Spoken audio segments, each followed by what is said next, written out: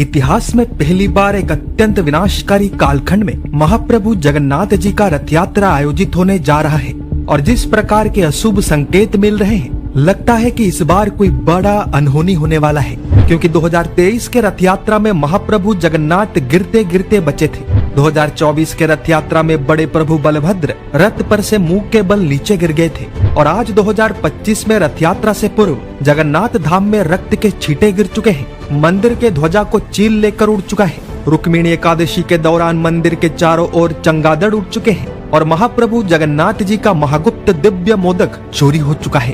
क्या यह सब साधारण घटनाएं हैं? नहीं। क्या ऐसा हर साल होता है? नहीं।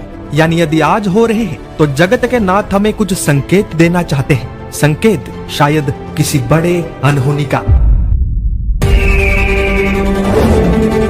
कथा कली काल की, मनुष्यों के अभिमान की, धर्म अधर्म उत्थापतन, सत्य असत्य कर्म अकर्म, नाथ की कथा जगन्नाथ की।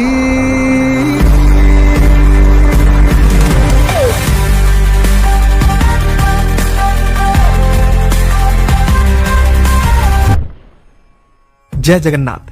रथ यात्रा हर साल होता है, परंतु बहुत से भक्त इससे अवगत नहीं है कि इस कलयुग में एक ऐसा भी रथ यात्रा होने वाला है जो इस युग का अंतिम रथ यात्रा कहलाएगा, क्योंकि उसके बाद ना रथ रहेगा और ना ही रथ पर सवार होने वाले जगन्नाथ।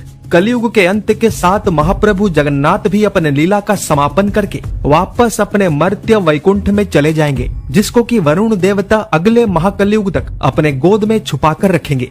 ये सब अत्यंत रोचक और सच्चे भक्तों के लिए कष्टदायक भी है, परंतु यह कहानी काल्पनिक नहीं है, क्योंकि यह वाणी है भविष्य मालिका का। और आज इतिहास में पहली बार 600 वर्षों के बाद उसी भविष्य मालिका का विश्लेषित, संक्षिप्त एवं अनुवादित संस्करण अब हिंदी एवं अंग्रेजी भाषाओं में भारत समेत विश्व में Amazon, Flipkart, Meesho, Walmart, Barnes and nobles जैसे प्लेटफॉर्म्स पर उपलब्ध हो चुका है। बस हृदय से इतना अनुरोध है कि पुस्तक प्राप्त होने के पश्चात एक रिव्यू लिखना ना भूलें, ताकि यह ज्ञान अधिक से अधिक लोगों तक पहुंच सके।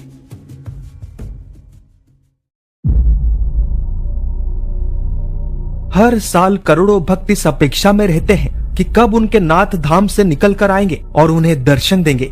इस दिव्य उत्सव को रथ यात्रा कहा जाता है। यह पृथ्वी का एकमात्र ऐसा धार्मिक उत्सव है जिसमें हिंदू तो शामिल होते ही हैं, परंतु साथ में मुस्लिम्स भी होते हैं, क्रिश्चियंस भी होते हैं, जैन भी होते हैं, पारसी भी होते हैं और ज्यूज भी शामिल होते हैं। यह पृथ्वी का एकमात्र ऐसा उत्सव है जिसमें शामिल होने के लिए हजारों विदेशी कई महीनों पहले से ही फ्लाइट और होटल बुकिंग कर लेते हैं। यह पृथ्वी का एकमात्र ऐसा उत्सव है जिसमें स्वयं शून्य परम ब्रह्म यानी सृष्टि के रचयिता समस्त जगत के नाथ महाप्रभु जगन्नाथ अपने प्रिय भक्तों से मिलने आते हैं। परंतु कलयुग के अंतिम काल में इस दिव्य भव्य तथा पवित्र उत्सव पर कली का बुरा नजर लग चुका है, जिसके कारण हर साल कुछ न कुछ अनहोनी देखने को मिलता है। 2023 के रथ यात्रा में अचानक महाप्रभु जगन्नाथ जी का वजन इतना अधिक बढ़ गया कि उनके अंग रक्षक तथा विशेष सेवक उन्हें सही से उठाने में असफल हो गए और महाप्रभु जी का विग्रह एक और झुक गया। 2024 के रथ यात्रा में अचानक बड़े प्रभु बलभद्र जी का वजन इतना अधिक बढ़ गया कि उनके अंग रक्षक तथा सेवक उन्हें सही से उठा न सके और उनके विग्रह के साथ ही मुंह के बल रथ पर से नीचे गिर गए। ऐसी घटनाएं रथ यात्रा के हजारों वर्षों के इतिहास में बहुत ही कम बार हुए हैं, परंतु जब हुए हैं तब दुनिया विनाश की आग में जला है और वर्तमान के समय पर कलयुग के धाम से तथा कल की अवतार के जन्म भूमि से जिस प्रकार के अशुभ संकेत मिल रहे हैं, उन्हें देखकर ऐसा लगता है कि इस बार भी कुछ वैसा ही होने वाला है, शायद उनसे भी अधिक भयंकर। पिछले कुछ दिनों में ओडिशा के कुछ प्रसिद्ध एवं ऐतिहासिक धर्म स्थलों में लगातार कुछ न कुछ ऐसा हो रहा है जो होना नहीं चाहिए। जहां पंच सखाओं में श्रेष्ठ भविष्य मालिका के मूल रचयिता संत गुरु अच्युतानंद जी के समाधि में देव स्नान पूर्णिमा के दिन आग लग गया, वहीं ओडिशा के प्रसिद्ध महिमा समाज से जुड़ा जोरंदा शून्य मंदिर पर ऐसा आसमानी बिजली गिरा कि मंदिर के ऊपर का हिस्सा खंड खंड हो गया। इन दोनों घटनाओं में भले ही पंचभूत के अलग अलग तत्व शामिल हैं, फिर भी दोनों में एक प्रमुख समानता है, महाप्रभु जगन्नाथ। क्योंकि चाहे संत गुरु अच्युतानंद हो या महिमा समाज के संस्थापक संत गुरु महिमा स्वामी, दोनों ही महाप्रभु जगन्नाथ जी के परम भक्त थे, जिन्होंने अपनी सिद्धि जगन्नाथ धाम से ही प्राप्त किया था। हैरानी की बात यह है कि इन दोनों घटनाओं से पहले पुरी के जगन्नाथ मंदिर से भी कुछ महत्वपूर्ण संकेत मिल चुके हैं, जैसे कि मंदिर के ध्वजा को लिए एक चील का नीलचक्र के चारों ओर परिक्रमा लगाना हो, या रुक्मिणी एकादशी के दौरान अचानक दिन के उजाले में मंदिर के चारों ओर हजारों की संख्या में चमगादड़ों का उड़ना हो, या फिर चाहे मंदिर के अंदर रक्त का गिरना हो। तो क्या इस बार भी 2023 और 2024 की तरह कोई बड़ा हादसा होने वाला है? पूर्ण स्पष्टता से तो नहीं, परंतु ग्रह नक्षत्रों की स्थिति को देखकर लगता है कि हाँ, 7 जून से 28 जुलाई तक मंगल एवं केतु का सिंह राशि में युति चलने वाला है, जिसे अंगारक योग कहते हैं।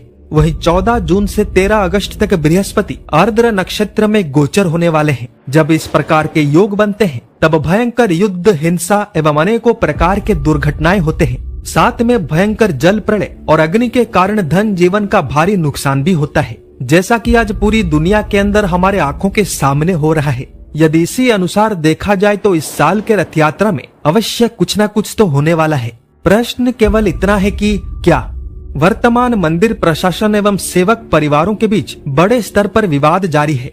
आए दिन झगड़े होते रहते हैं, आए दिन धाम के नियम टूटते रहते हैं और लगभग हर दिन भक्तों को दर्शन करने में असुविधाओं का सामना करना पड़ता है। इन सब के अलावा इस बार रथ यात्रा से ठीक पहले महाप्रभु जगन्नाथ जी के बुखार को सही करने के लिए जिस महागुप्त दिव्य मोदक को प्रस्तुत किया गया था, उसमें से बहुत से मोदक रहस्यमय तरीके से चोरी हो गए। यानी चित्र स्पष्ट है, धाम का वातावरण पूर्ण रूप से नकारात्मक बन चुका है। सरल भाषा में कहूँ तो धाम में कली प्रवेश हो चुका है, बिल्कुल वैसे ही जैसा 600 साल पुराने भविष्य मालिका में लिखा था। भविष्य मालिका में 2025 के रथ यात्रा को लेकर कुछ विशेष भविष्यवाणी तो नहीं लिखा है, परंतु स्थिति को देखकर ऐसा लगता है कि इस बार कुछ ना कुछ तो बड़ा होने वाला है, या तो हिंसा के माध्यम से, या अग्नि तत्वों के माध्यम से, या फिर जल तत्वों के माध्यम से। और भी स्पष्ट कहूँ तो या तो भगदड़ मचने वाला है, या फिर अग्नि के कारण विनाश होने वाला है, या फिर अत्यधिक बारिश के कारण हड़कंप मच सकता है। बाकी हरि का इच्छा, क्योंकि उनका लीला उन्हीं को पता। वैसे इस पर आपका क्या विचार है, अवश्य कमेंट कीजिएगा। वीडियो को ज्यादा से ज्यादा लाइक एवं शेयर कीजिएगा एवं परिवार का सदस्य बनने के लिए सब्सक्राइब पर और पुस्तक के लिए नीचे दिए हुए लिंक्स पर क्लिक कीजिएगा। मिलते हैं अगले अध्याय में, तब तक के लिए जय जगन्नाथ, जय पंचसखा, जय